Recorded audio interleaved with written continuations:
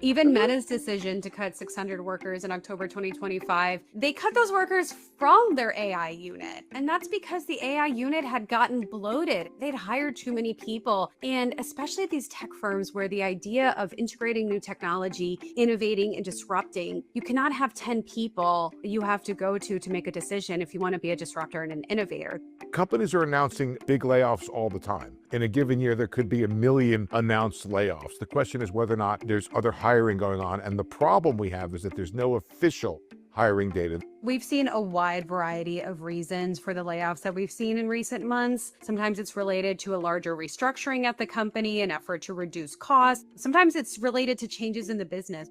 This is kind of a trend in corporate decision making where big corporations become really fat over time, right? You have all these layers of middle management, and it takes a long time for people to get things done, right? Corporate employees spend a lot of their times in meetings. They spend a lot of time talking about work, but not a lot of time actually doing work.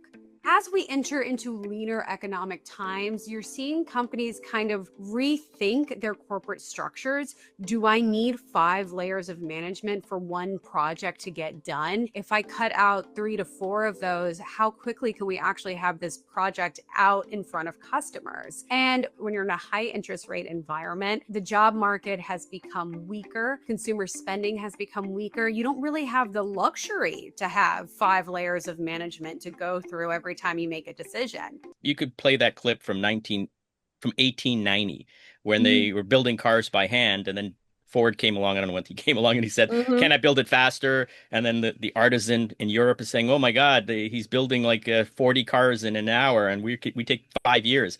I mean, CNBC always puts people on that all they do is rehash an old thought. One of the things that I think they should look at is how AI, they cited Meta and how they cut their about 500 whatever jobs from their AI division. And that's simply because we always create the instruments of our own destruction. So you've got a bunch of guys who like bang away at AI code, not understanding that they're creating the instrument of their own destruction, because by the time they built this AI model, it pretty got clear that I can replace all 400 of you.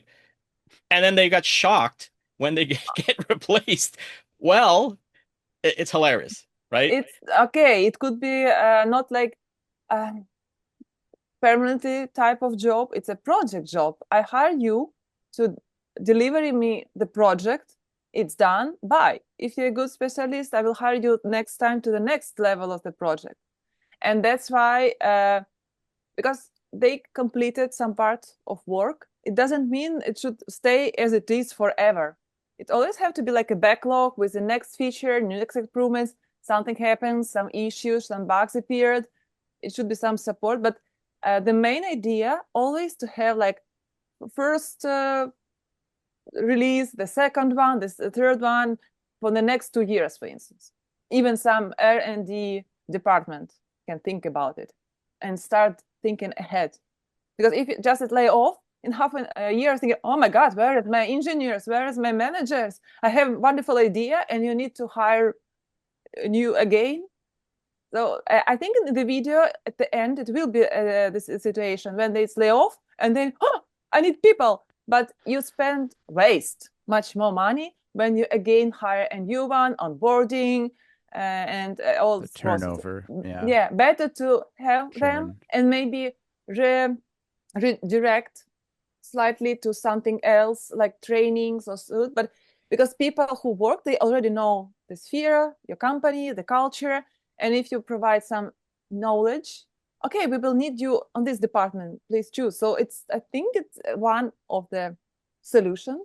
Just don't lay off, but redirect to the other something. I thought it was interesting. The video mentions, not what we saw, but a different part mentions some people are just using the AI brand. And what that means is like, they say we're powered by AI, but you're just using AI to like write an email or do like the most basic thing. And so you're not really integrating AI into your value creation and your value chain and et cetera. You're just kind of using the label of AI to make you seem like a more desirable company to either pump up your stock price or get investors excited or whatever. Like everyone writing on their CV. Okay, yeah, just write, specialist. But you Yeah. only ask ChatGPT how to write my resume. Wall Street has been hyping generative AI innovation for several years now, which is putting pressure on executives to make it a part of their business model. 79% of CEOs in the US said they feared they could lose their jobs within 2 years if they didn't deliver measurable AI-driven business gains. Investors need to be a little careful with what some people have called AI washing. And what that is this idea that because business is deteriorating or there's some difficulty going on with the business, you say, oh, we're letting people go because of AI. No, you're letting people go because the business is hurting and calling it AI, and because Wall Street is buying anything with the letters A and I attached to it. And so what you might find is you would actually get a bump in your stock because you're letting people go because of AI. There's this kind of financial fiduciary incentive for management teams to say they're using AI and say that strategies are related to AI, even if it's not totally related to AI. There's been surveys that have come out that found companies are attributing certain strategies and plans to AI, but it could be as simple as, using AI to write an email for you, right? Is that really a revolutionary use of this technology? No, but can you say you're using it as part of your strategy? Technically, yes. We spend a lot of time looking carefully at companies that are actually trying to implement AI, and there's very little evidence that it cuts jobs anywhere near like the level that we're talking about. And in fact, most cases it doesn't cut headcount at all. It may come effectively later on by improving productivity, so you get some of the effects of it. But it turns out it's really, really hard to cut headcount with AI. The other problem is the jobs report is a metric like we talk about, and we base a lot of decision making based on the metric of job creation, but they don't have a metric that tracks it as a weighted thing. So for example, if I create a $250,000 job, but I lay off 4 people making 50,000, the way they measure it is it's a -3, right? We lost 3 jobs. But if they did it as a weighted thing, they would say, well, we gained 50,000 in job creation, and there is no weighted metric for job, because they don't track it like that. And if they did, particularly now where Mark Zuckerberg is hiring AI leaders of like $1 million salaries while he's laying off $60,000 per year, $70,000-$100,000 years. So in effect, he has a net positive in job creation, but it's not by unit, it's by dollars, and we don't track it like that. I hate to say it, but it's where the value is, like the value is in hiring the high skill people, and they're trying to create value for the shareholders. And that looks like often the scenario you described, laying off a bunch of people that make a 50K salary that are frankly replaceable, if not now, in a few years. And what really needs to happen is those people need to get upskilled, whether it's through the government or through the employer or through however it is. Like people need to start upskilling now. Like I've started doing it. Like if you're not on the, if you didn't know how to use the internet in 1992, there was no internet. So if you didn't know how to use a PC, it was okay. You could kind of glide by. You could still get good job. 5 years later, it was kind of maybe still. 10 years later, no way. And 15, 20 years later, if you don't know how to use a PC, you're not going to be eating. It's just, you know what I mean? Maybe if you're work as a grocery cashier or whatever, something, manual labor. Okay. But I can add must have language, English. Even when I worked in manual labor on the Pennsylvania road crew for a summer, I still had to log into a Chain portal gang? to get Were you my part of a paycheck. chain gang? What song were you singing when Chain gang? It's hilarious. No, we were the soup? flaggers. We just call the cars, so it was a lot of BSing. It was kind of a bullshit job, to be honest. Well, there you go. But even to get my paycheck doing manual labor, I had to log into a portal.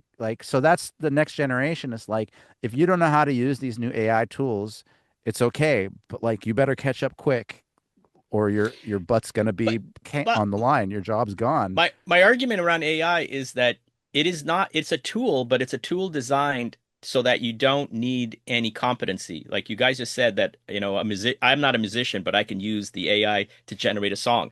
I'm not a lawyer, but there are even ChatGPT can read my contract better than my lawyer who charges me $7.50 an hour.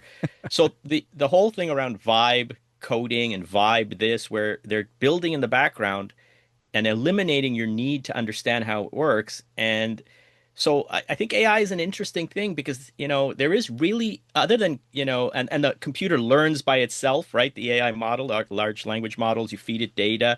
It doesn't need a lot of people to understand it because it's doing it itself. So I think it's in tandem with how you're going to have to operate. You have to understand how to use it in a way that makes your job better.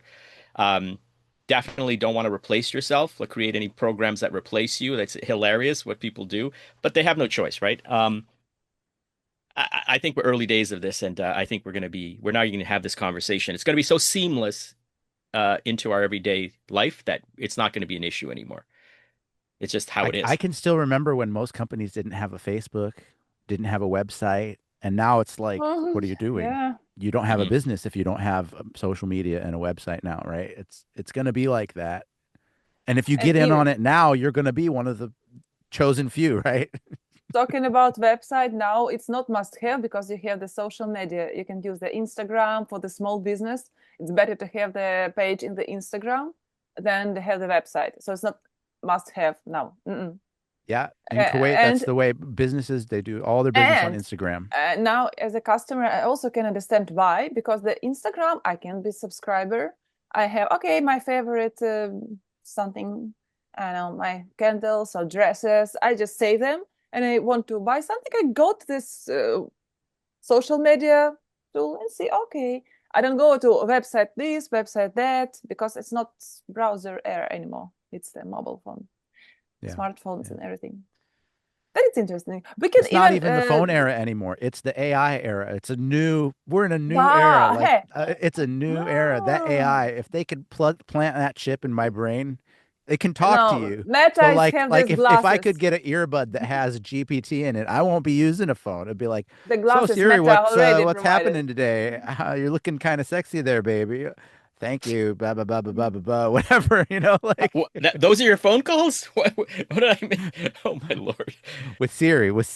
Oh, with Siri, of course. Your girlfriend, or Siri. Please leave a comment below, and we will be happy to discuss one of the comments. We can choose the 10 of the comments and discuss on the next video.